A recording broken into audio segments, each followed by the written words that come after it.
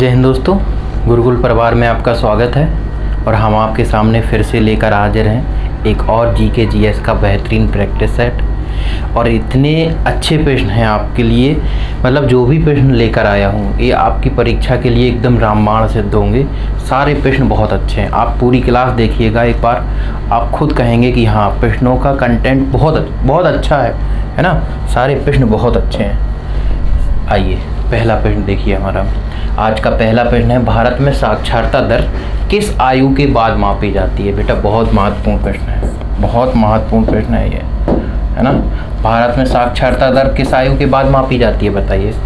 5 वर्ष और उससे अधिक, 6 वर्ष और उससे अधिक, 7 वर्ष और उससे अधिक, या 8 वर्ष और उससे अधिक?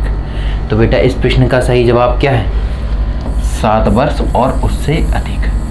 अगर कोई बच्चा है ना 7 वर्ष से कम उम्र का है ना, और वो पढ़ना लिखना उसको नहीं आता है, तो वो निरक्षर नहीं कहा जाएगा, बल्कि 7 वर्ष या 7 वर्ष से ऊपर का जो पढ़ लिख सकता है ना, उसको साक्षर कहेंगे। तो हमारा इस प्रश्न का सही जवाब क्या है? 7 वर्ष या उससे अधिक। अब बात साक्षरता की है तो 2011 की जनगणना के अनुसार भारत में सबसे साक्षर राज्य कौन सा है बेटा? केरल, सबको पता है। लेकिन बेटा इसका परसेंट पूछा जाता है, कितने परसेंट? तो 94%। जब सबसे ज़्यादा केरल है तो सबसे कम कौन होगा बेटा? कम कौन है? बिहार है, बिहार। और बिहार की साक्षरता दर कितनी है? परसेंट में ध्यान रखिएगा, 61.80। ये भी ध्यान रखना। ये तो हुई बात राज्य की, लेकिन अगर बात यूटी यानी कि केंद्र शासित प्रदेश की हो तो सबसे साक्षर केंद्र शासित प्रदेश हमारा कौन सा है बेटा? लक्षद्वीप, है ना, लक्षद्वीप। और इसकी साक्षरता कितनी है लक्षद्वीप की बेटा? इसकी साक्षरता है 91.85। ये प्रतिशत ध्यान रखना, पॉइंट के बाद वाला भी, है ना। बिल्कुल ऐसे ही ऑप्शन दिए जाएंगे अगर पेपर में आपको 91.45 दे देंगे, 85 दे देंगे, 75 दे देंगे। लास्ट की 2 डिजिट तक भी ध्यान रखना मेरी सलाह मानो तो, क्योंकि 2011 की जनगणना है ना, बहुत समय बीत चुका है। नई जनगणना 2021 वाली अभी आई नहीं है उसके आंकड़े, तो 2011 वाली जनगणना से अगर क्वेश्चन बनेगा बेटा तो डीप बनेगा।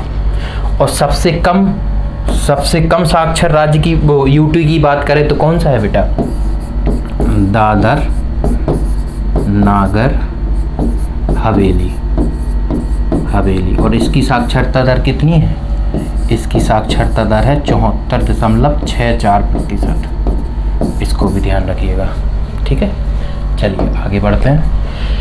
कह रहा है, निम्नलिखित में से कौन पहला सुल्तान था जिसने भारत में सांकेतिक मुद्रा चलाई? सांकेतिक मुद्रा का प्रचलन किसने किया था बेटा बताइए? तो सांकेतिक मुद्रा का प्रचलन किया था इल्तुतमिश ने, बलबन ने, मोहम्मद बिन तुगलक ने, या बहलोल लोदी ने? तो इसका सही जवाब क्या है? मोहम्मद बिन तुगलक, जिसको हम क्या कहते हैं बेटा? MBT, है ना। इसने सबसे पहले सांकेतिक मुद्रा चलाई। क्या हुआ था? वर्ष 1327 में इसने राजधानी को दिल्ली से कहाँ ले गया था ये बेटा? दौलताबाद। ध्यान रखना, अभी हमने पिछले वीडियो में बताया था कि राजधानी दिल्ली कौन लाया था? लाहौर से दिल्ली लाया था बेटा इल्तुतमिश, है ना, जिसे दिल्ली सल्तनत का वास्तविक संस्थापक कहा गया। लेकिन दिल्ली से राजधानी दौलताबाद कौन लेके गया? मोहम्मद बिन तुगलक। इसके बाद जब ये राजधानी इसने हस्तांतरित कर ली, इसके बाद 1329 ईस्वी में इसने क्या चलाया बेटा? सांकेतिक मुद्रा चलाई। इसको ध्यान रखना, डेट पूछते हैं सांकेतिक मुद्रा किस वर्ष चलाई, तो इस वजह से हमने ये आपको डेट लिखी है। बाकी इल्तुतमिश के बारे में 2 बातें ध्यान रखना। इसने एक तो एकता प्रणाली, है ना, एकता प्रणाली, ये किसने चलाई? इल्तुतमिश ने। और इल्तुतमिश के समय में चालीसा दल था। चालीसा दल क्या था बेटा बताइए? चालीसा दल क्या था? इल्तुतमिश के समय में 40 गुलामों का एक समूह हुआ करता था। इसके वफादार गुलाम थे, उसी को क्या कहते थे बेटा? चालीसा। ये कई बार पूछा जाता है। बलबन के लिए पूछा जाता है। बलबन की एक नीति थी जिसको कहते हैं बेटा रक्त और लोहे की नीति। रक्त और लोहे की नीति ये किसने चलाई थी बेटा? बलबन ने। इसको भी ध्यान रखिए। लोधी वंश का संस्थापक। अब आगे क्या कह रहा है? तुगलक काल में दीवाने अमीर को ही विभाग की स्थापना किसने की थी? बताइए। दीवाने अमीर को ही। बेटा एक तो दीवाने अमीर को ही पूछता है, बहुत पूछा जाता है ये प्रश्न। एक पूछता है दीवान ए बिजारत। एक पूछता है दीवान ए आरिज, है ना? दीवाने बिजारत और दीवाने आरिज। अब बताना है दीवाने को ही किस विभाग से संबंधित है बेटा? तो ये है कृषि विभाग से संबंधित, है ना? दीवाने बिजारत ये किस विभाग से संबंधित है? तो इसका विभाग बात करें तो ये है राजस्व विभाग से, राजस्व से, है ना? और दीवाने बिजारत ये है सेना से संबंधित। ये पूछता है, ठीक है? आगे चलते हैं। अगला प्रश्न कह रहा है निम्नलिखित में से कौन सी घटना सबसे अंत में हुई? निम्नलिखित में से कौन सी घटना सबसे अंत में हुई? चौरी चौरा की घटना। चौरी चौरा की घटना कब हुई थी बेटा? चौरी चौरा की घटना हुई थी 4 फरवरी 1922 में। 1922 में। दांडी मार्च कब हुआ? दांडी मार्च हुआ था बेटा 12 मार्च 1930 में। गांधी इरविन समझौता ये कब हुआ था बेटा? ये हुआ था 5 मार्च 1931 में। बाकी सांप्रदायिक निर्णय की घोषणा तो ये हुई थी बेटा 16 अगस्त 1932 में। ठीक है, तो हम लोगों को क्या बताना है कि सबसे अंत में क्या हुआ? तो सबसे अंत में क्या होगा? ऑप्शन डी, सांप्रदायिक निर्णय अवार्ड की घोषणा। Option D. आगे चलते हैं। मेल मिलाप का सूची का है प्रश्न। पहली सूची को दूसरी सूची से मिलाना है। इधर कोयला क्षेत्र दिया है बेटा और यहाँ दिया है राज्य। अब हमें बताना है कि कौन सा कोयला क्षेत्र किस राज्य में है। जैसे राजमहल है ना, राजमहल कोयला क्षेत्र है ना, और सुहागपुर है, विश्रामपुर है और रानीगंज है। तो राजमहल कोयला क्षेत्र बेटा ये बताइए कहाँ है। अब इनमें से सबसे आसान क्या दिख रहा है? हमें दिख रहा है रानीगंज।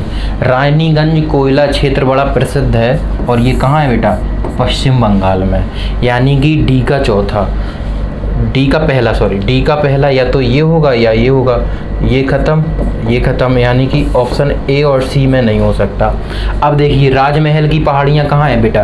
राजमहल ये कोयला क्षेत्र है कहाँ? झारखंड में।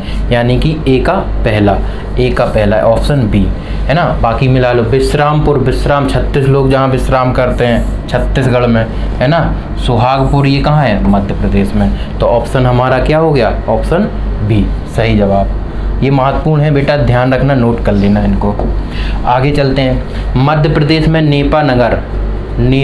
मध्य प्रदेश के नेपा नगर में है क्या है? बताइए। चीनी मिल है, अखबारी कागज़ का कारखाना है, इस्पात संयंत्र है, भारी इंजीनियरिंग संयंत्र है। बताइए। तो नेपा नगर में क्या है बेटा? नेपा नगर में है अखबारी कागज़ का कारखाना। ध्यान रखना। और ये एशिया का पहला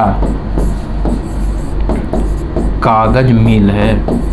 ये भी ध्यान रखना, कई बार पूछा गया है। एशिया का पहला कागज मिल है और मध्य प्रदेश में कहाँ है? नेपा नगर में। आगे चलते हैं। निम्न राज्यों में से किसमें भारत में कुल रेशमी कपड़े का 50% उत्पादन होता है? बताइए कौन करता है 50% उत्पादन? कर्नाटक, है ना, पश्चिम बंगाल, जम्मू कश्मीर या असम। तो इसका सही जवाब क्या है बेटा? कर्नाटक रेशमी कपड़ों का 50% उत्पादन करता है अकेले, क्योंकि कर्नाटक में रेशम बहुत ज़्यादा होता है। सबसे ज़्यादा अग्रणी राज्य है कर्नाटक, रेशम उत्पादन में प्रथम है ना, प्रथम स्थान पर है। लेकिन रेशम अगर विश्व में पूछा जाए, विश्व में कौन है, तो विश्व में रेशम उत्पादन में कौन है बेटा? पहले स्थान पर है चीन और दूसरे स्थान पर है अपना भारत। भारत कौन से स्थान पर है? सेकंड स्थान पर है, ये भी ध्यान रखना। पश्चिम बंगाल ये जूट उत्पादन में प्रथम है, जूट के उत्पादन में, जूट उत्पादन में प्रथम है, ये भी ध्यान रखिएगा। आगे चलते हैं। निम्नलिखित पहाड़ियों में से कौन सी पूर्वी घाट एवं पश्चिमी घाट के मिलन स्थल से बनती है? बताइए, पूर्वी घाट और पश्चिमी घाट के मिलन स्थल से कौन सी पहाड़ी बनती है? तो देखिए बेटा, यहाँ देखते हैं, ये है क्या बेटा?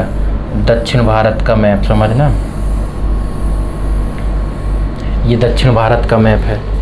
यहाँ पे ये पश्चिमी घाट है और इधर से आया यहाँ पे पूर्वी घाट है, और इन दोनों का जो मिलन स्थल है एक तरह से एक ग्रंथि की तरह है, ये है इनका मिलन स्थल। एक पहाड़ी यहाँ पे इस तरीके से है और एक पहाड़ी ये है। ध्यान देना, बहुत अच्छे से समझेंगे इसको। देखो बेटा, ये क्या है? ये है नीलगिरी, नीलगिरी है ना, नीलगिरी। ये है तो अपना पूर्वी घाट, पूर्वी घाट, और ये क्या है? पश्चिमी घाट, पश्चिमी घाट। ये हो गया पश्चिमी घाट, ये नीलगिरी है। ये जो पहाड़ी है इसको कहते हैं बेटा अन्नामलाई, अन्नामलाई, अन्नामलाई की पहाड़ी। और ये जो पहाड़ी है इसको कहते हैं बेटा कार्डमम, कार्डमम की पहाड़ी। ध्यान देना, इससे कई फैक्ट हैं और कई क्वेश्चन बनते हैं, ध्यान दीजिएगा बेटा। यहाँ पे जो नीलगिरी पर्वत है इसकी सबसे ऊंची चोटी पूछते हैं। इसकी सबसे ऊंची चोटी अगर पूछे तो बेटा क्या होगी? डोडा बेट्टा, डोडा बेट्टा इसकी सबसे ऊंची चोटी। अन्नामलाई की सबसे ऊंची चोटी अगर पूछे तो अन्नामलाई की बेटा सबसे ऊंची चोटी क्या हो जाएगी? अन्नामलाई की सबसे ऊंची चोटी है अनायमुडी, अनायमुडी, अनायमुडी, ये है अनायमुडी, है ना। अन्नामलाई की सबसे ऊंची चोटी अनायमुडी हो जाएगी। कार्डमम जो पहाड़ियाँ हैं यहाँ पे इलायची का सबसे ज़्यादा उत्पादन होता है, इसीलिए इन पहाड़ियों को इलायची की पहाड़ी भी कहा जाता है, इलायची की पहाड़ी। ये भी ध्यान रखिएगा बेटा, ठीक है। आगे चलते हैं। पृथ्वी पर मूलतः एक ही विशाल भूखंड था जिसे कहते हैं, बताइए, देखिए समझिए। पृथ्वी पर एक ये मूल भूखंड है। पहले क्या था? पृथ्वी पर जो 7 महाद्वीप हैं, अभी ये 7 महाद्वीप नहीं थे, है ना, ये 7 महाद्वीप नहीं थे। क्या था? इस तरीके से एक विशाल भूखंड था, एक विशाल भूखंड था, और इसके चारों ओर क्या था? एक महासागर था, इसके चारों ओर एक महासागर था, ठीक है। इस विशाल भूखंड को क्या कहते थे बेटा? इस विशाल भूखंड को कहते थे पैंजिया, पैंजिया कहते थे। और ये जो विशाल महासागर है इसको क्या कहा जाता था? इस महासागर को कहा जाता था बेटा पैंथालासा, इसको क्या कहा जाता था? पैंथालासा। फिर क्या हुआ? ये भूखंड 2 भागों में बट गया, आगे चल के भूखंड 2 भागों में बट गया। देखिए यहाँ समझते हैं, इस तरीके से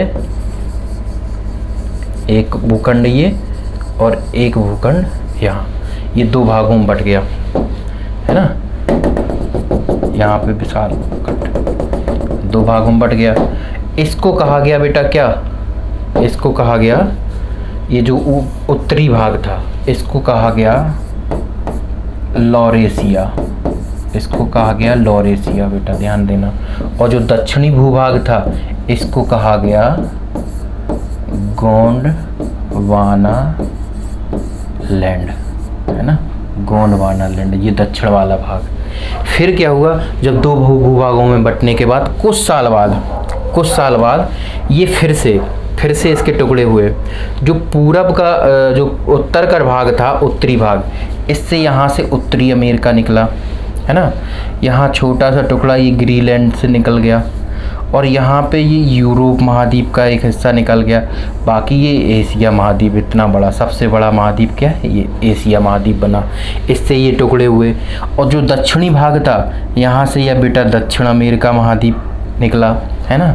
दक्षिण अमेरिका महाद्वीप निकला, यहाँ से अफ्रीका महाद्वीप निकल गया, है ना। यहाँ से अफ्रीका महाद्वीप निकल गया, यहाँ से अंटार्कटिका महाद्वीप निकल गया, है ना, अंटार्कटिका महाद्वीप निकल गया। और ये भाग ऑस्ट्रेलिया महाद्वीप का निकल गया बेटा। अब आपको देखना, यहाँ पे एक त्रिभुजनुमा एक आकृति बची, ये क्या है, आपने पढ़ा होगा दक्षिण भारत का जो भाग है वो गोंडवाना लैंड का हिस्सा है। ये जो त्रिभुजनुमा जो भाग है ना, यही जो दक्षिण भारत का टुकड़ा है, ये टुकड़ा यहाँ से निकल के एशिया महाद्वीप के नीचे लग गया जाके, है यहाँ पे।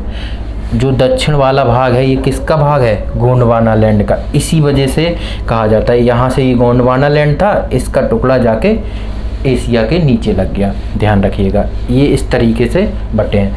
तो इसका सही जवाब क्या है हमारा, पैंजिया। आगे चलते हैं।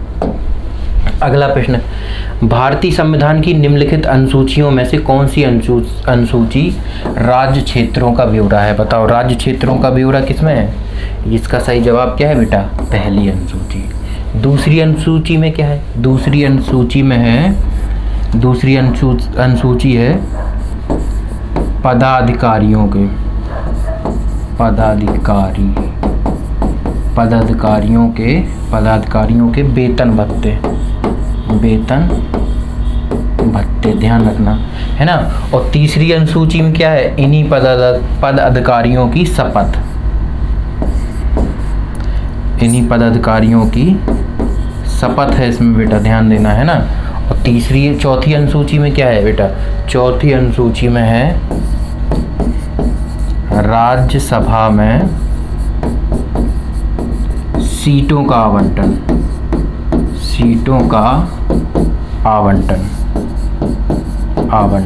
इसको भी ध्यान देना।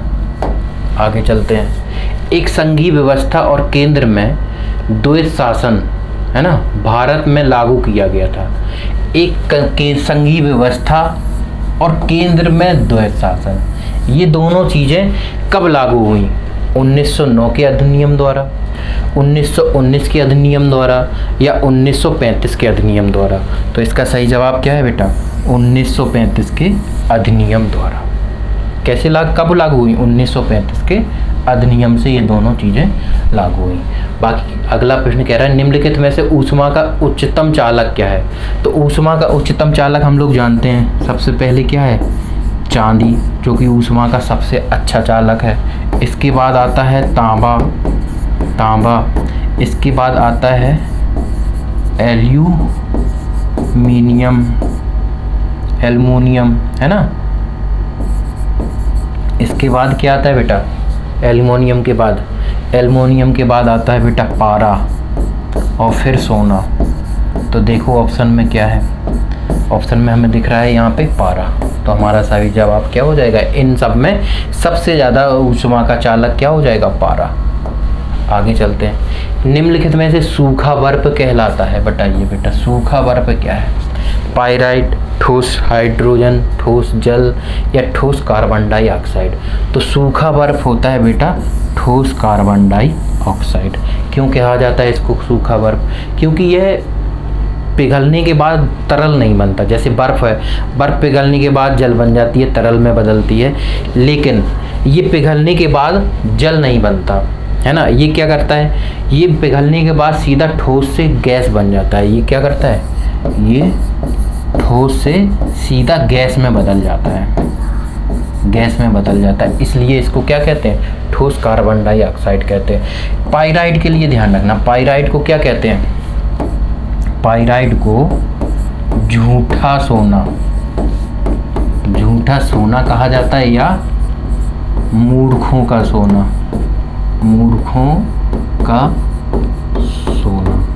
है ना। ये सोने की तरह दिखता है, इसलिए इसको झूठा सोना कहते हैं। ठोस जल क्या है, ठोस जल तो यही है, बर्फ, है ना, ठोस जल वही तो है बर्फ। डीजल लोकोमोटिव बर्फ वाराणसी अब बनाता प्रदान करता है। जो वाराणसी में डीजल लोकोमोटिव है ये पूछ रहा है क्या बनाता है या क्या प्रदान करता है, मतलब कौन सी चीज़ बनाता है और क्या प्रदान करता है बताना है। तो डीजल इंजन, केवल डीजल इंजन, केवल बिजली इंजन, डीजल एवं बिजली इंजन दोनों, डीजल इंजन या बिजली आपूर्ति, मतलब डीजल इंजन बनाता है और बिजली की आपूर्ति करता है। बताइए क्या सही जवाब है इसका। तो इसका सही जवाब है बेटा ऑप्शन सी, ये डीजल इंजन भी बनाता है और बिजली का भी इंजन बनाता है, बाकी बिजली आपूर्ति नहीं करता। ध्यान रखना, बिजली नहीं बनाता कि बिजली की आपूर्ति करता हो, ये बनाता है डीजल इंजन भी बनाता है और बिजली इंजन भी बनाता है। भले इसका नाम डीजल लोकोमोटिव हो लेकिन बनाता ये दोनों तरीके के इंजन हैं। वाराणसी में है ये। रूस से साइबेरियाई क्रेन, साइबेरियाई क्रेन, रूस के साइबेरियाई क्रेन ये क्या है, इनको क्या कहते हैं, इनको कहते हैं बेटा हिमसारस। हिमसारस बताना है। जो हिमसारस है भारत में किस जगह पक्षी अभ्यारण्य में नियमित रूप से आते हैं, बताइए कौन से पक्षी अभ्यारण्य में आते हैं। ये हर साल सर्दियों के मौसम में खास तौर से आते हैं। हेमिस नेशनल पार्क में, नवाबगंज पक्षी विहार में, काजीरंगा राष्ट्रीय उद्यान में या भरतपुर पक्षी विहार में। तो भरतपुर अभ्यारण्य में बताना है हमको। तो इसका सही जवाब क्या होगा, भरतपुर अभ्यारण्य। इसका सही जवाब क्या होगा बेटा, भरतपुर अभ्यारण्य। हेमिस नेशनल पार्क ये कहाँ है, ये बेटा है लद्दाख में। लद्दाख ये भारत का सबसे बड़ा नेशनल पार्क है, इसको भी ध्यान रखना। नवाबगंज पक्षी विहार ये कहाँ है, ये है उन्नाव में। उन्नाव में कहाँ, यूपी में। उन्नाव यूपी में। काजीरंगा राष्ट्रीय उद्यान कहाँ है बेटा, ये असम में है। असम में है, एक सींग वाला गेंडा के लिए प्रसिद्ध है ये। आगे चलते हैं। नामदफा राष्ट्रीय उद्यान कहाँ है, बहुत अच्छा प्रश्न है बेटा। नामदफा राष्ट्रीय उद्यान कहाँ है, मणिपुर, मेघालय, अरुणाचल प्रदेश या सिक्किम। तो बेटा ध्यान रखना, ये जो नामदफा राष्ट्रीय उद्यान है ये अरुणाचल प्रदेश में है। कहाँ है, अरुणाचल प्रदेश में। अरुणाचल प्रदेश में दो और महत्वपूर्ण हैं जो बहुत पूछे जाते हैं। एक तो मोलिंग, मोलिंग राष्ट्रीय उद्यान, राष्ट्रीय उद्यान, और दूसरा है बेटा पक्के, पक्के टाइगर रिजर्व। पक्के टाइगर रिजर्व, रिजर्व, इसको भी ध्यान रखना, ये भी पूछे जाते हैं। और ये दोनों कहाँ हैं बेटा, अरुणाचल प्रदेश में। आगे चलते हैं। महाबलेश्वर अवस्थित है गुजरात में, महाराष्ट्र में, हिमाचल प्रदेश में या मध्य प्रदेश में। तो इसका सही जवाब क्या है बेटा, महाराष्ट्र में। जो महाबलेश्वर है ये महाराष्ट्र में स्थित है, महाराष्ट्र में है। और इससे एक नदी निकलती है जिसका नाम है बेटा कृष्णा नदी। कौन सी नदी निकलती है, कृष्णा नदी, ये भी ध्यान रखना। आगे चलते हैं।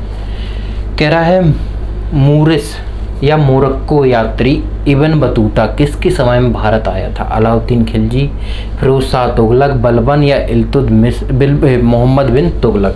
तो इसका सही जवाब क्या है बेटा, मोहम्मद बिन तुगलक। ये किसके समय में भारत आया था, मोहम्मद बिन तुगलक के समय में भारत आया था। मोहम्मद बिन तुगलक ने इसे दिल्ली का काजी नियुक्त किया था। दिल्ली का काजी, काजी कहो या न्यायाधीश, न्यायाधीश, इसको दिल्ली का काजी या न्यायाधीश नियुक्त किया था।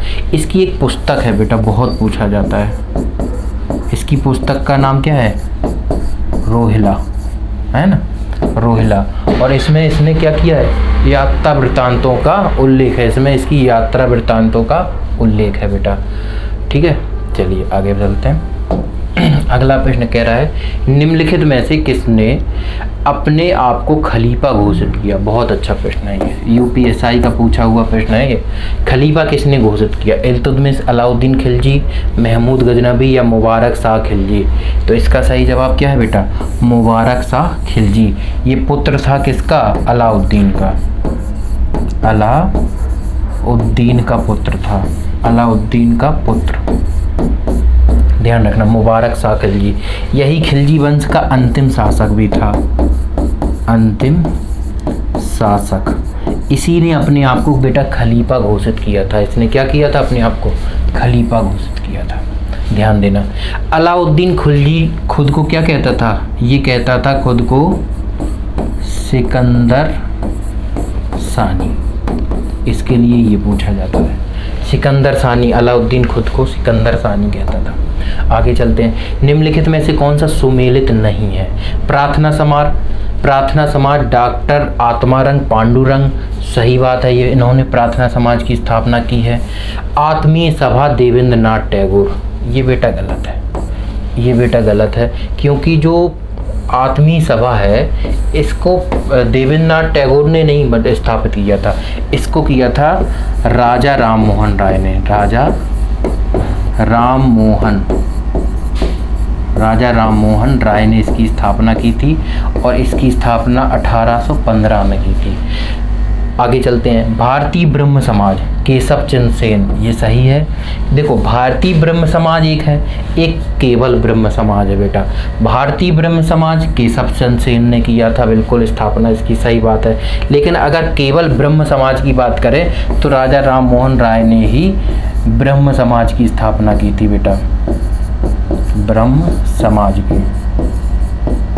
समाज की स्थापना किसने की थी? राजा राममोहन राय ने, और सन 1828 ईस्वी में, इसकी डेट पूछते हैं, ठीक है। केशव चंद्र सेन ने की थी भारतीय ब्रह्म समाज की, ये बात बिल्कुल सही है, और इन्होंने इसकी स्थापना की थी 1866 में।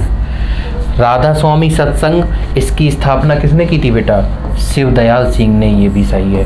तो हमारा कौन सा सुमेलित नहीं है? ऑप्शन बी, सही जवाब ऑप्शन बी। आगे चलते हैं।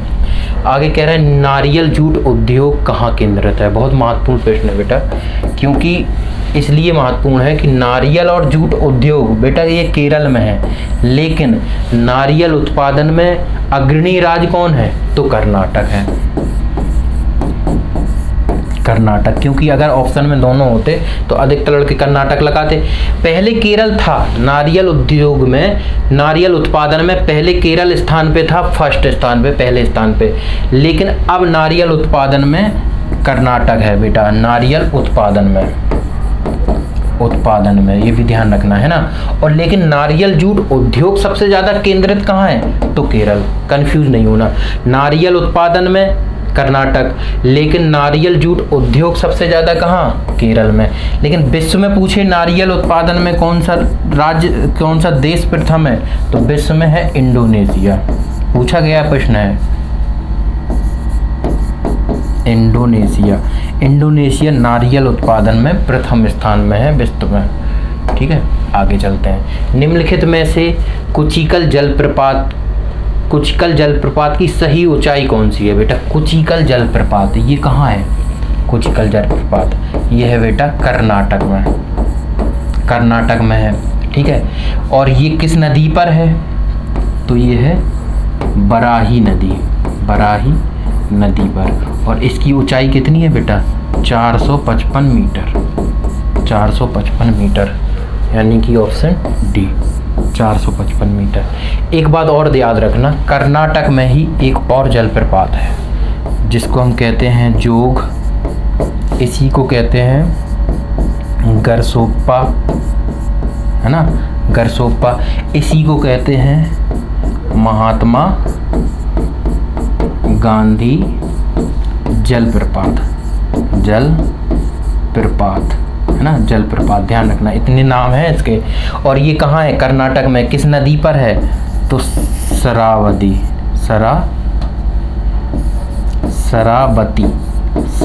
नदी है ना, शरावती नदी पर। और इसकी ऊंचाई पूछे तो कितनी है बेटा?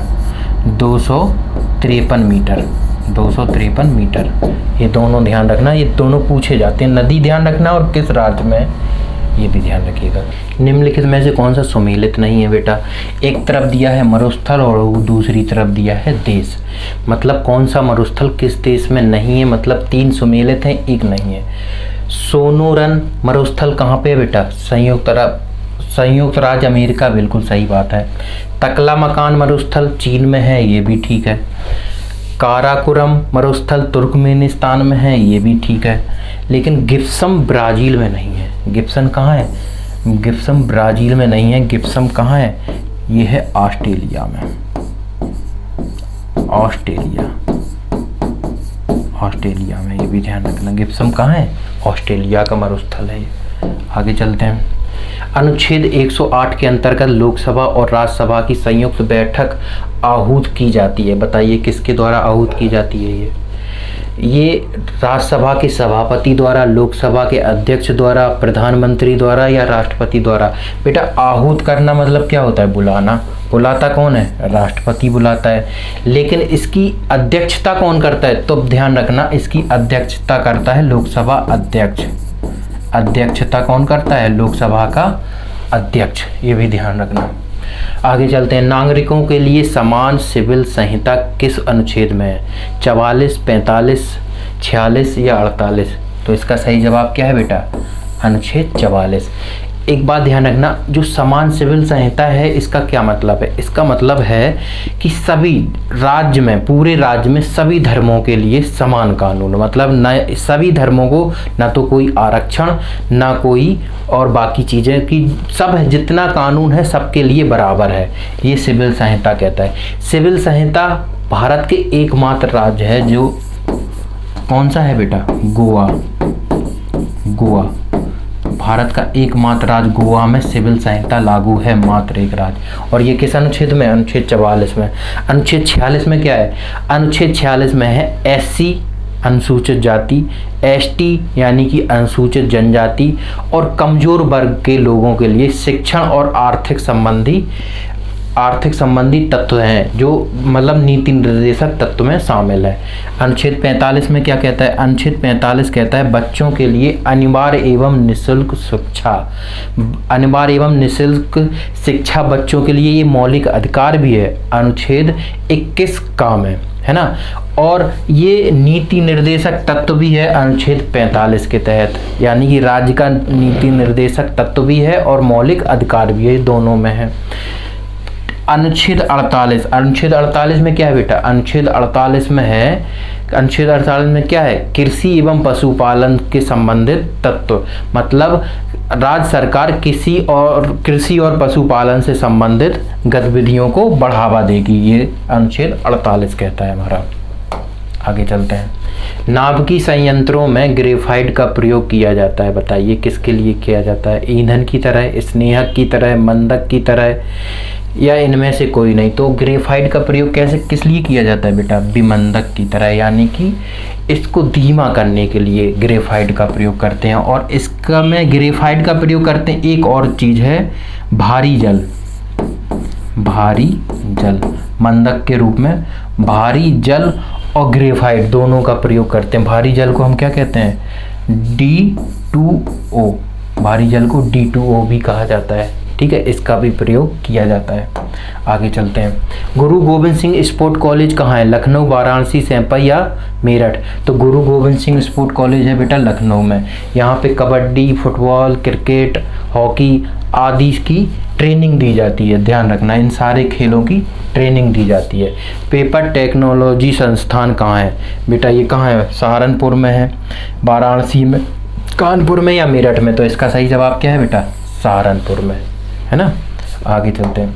अगला प्रश्न कह रहा है भारत में नलकूप एवं कूप से सिंचित अधिकतम क्षेत्रफल वाला राज्य कौन सा है? तो बेटा बताओ, भारत में सबसे ज़्यादा नलकूप से सिंचाई किस में होती है? उत्तर प्रदेश में सबसे ज़्यादा, खास तौर से उत्तर भारत में नलकूप से सिंचाई होती है। सबसे ज़्यादा क्षेत्रफल है उत्तर प्रदेश में, फिर राजस्थान में, मध्य प्रदेश में और पंजाब में, इनसे नलकूप से सिंचाई होती है। लेकिन दक्षिण भारत की बात करें तो दक्षिण भारत में सिंचाई का सबसे प्रमुख साधन है बेटा तालाब, है ना। क्या साधन है? तालाब, दक्षिण भारत में। अगला प्रश्न कह रहा है किस विकसित देश के पास कोई नाभिकीय कार्यक्रम नहीं है। मतलब ऐसा कौन सा विकसित है, पूरी तरह से विकसित भी है लेकिन उसके पास खुद का नाभिकीय कार्यक्रम नहीं है। मतलब उसके पास बम, परमाणु बम इस तरह के हथियार नहीं है या परमाणु बम नहीं है। तो ऐसा कौन सा देश है बेटा? तो ऐसा देश है बेटा जापान। जापान के पास न तो खुद का नाभिकीय कार्यक्रम है ना ही खुद की सेना है। क्यों नहीं है बेटा? इसलिए नहीं है कि अमेरिका और जापान का एक समझौता है। उन द्वितीय विश्व युद्ध के बाद जब जापान परास्त हुआ तो अमेरिका और जापान ने एक समझौता, एक संधि करी। उसने कहा तुम अपनी अस्थायी सेना भी नहीं रखोगे, है ना, और ना ही नाभिकीय कार्यक्रम शुरू करोगे, क्योंकि अमेरिका को खतरा था आगे भविष्य में। तो इस वजह से न तो जापान के पास स्थायी सेना है और ना ही नाभिकीय संयंत्र नाभिकीय कार्यक्रम है ना। अब जब सेना नहीं है जापान के पास तो इसकी रक्षा कौन करता होगा? तो इसकी रक्षा करने की जिम्मेदारी अमेरिका ने ली है। वो अमेरिका इसकी रक्षा करेगा। बाकी जैसे आंतरिक जो व्यवस्था के लिए इसका एक बल है, आत्मरक्षा बल, है ना, जो जैसे जिस तरीके से हम लोगों का पुलिस होता है ना, देश के अंदर की व्यवस्था, राज्य के अंदर की व्यवस्था देखने के लिए, ऐसे ही जापान में एक आंतरिक सुरक्षा बल है। बाकी इनकी कोई सेना नहीं है और इनकी रक्षा करने की जिम्मेदारी किसने ली है? अमेरिका ने। चलिए बेटा, ये थे हमारे आज के प्रश्न। काफ़ी अच्छे प्रश्न थे, है ना। आपको पता ही होगा, देखे होंगे तो आपने समझा भी होगा कि काफ़ी अच्छे प्रश्न थे। ठीक है, मिलते हैं अपने अगले वीडियो में बेटा। तब तक के लिए जय हिंद।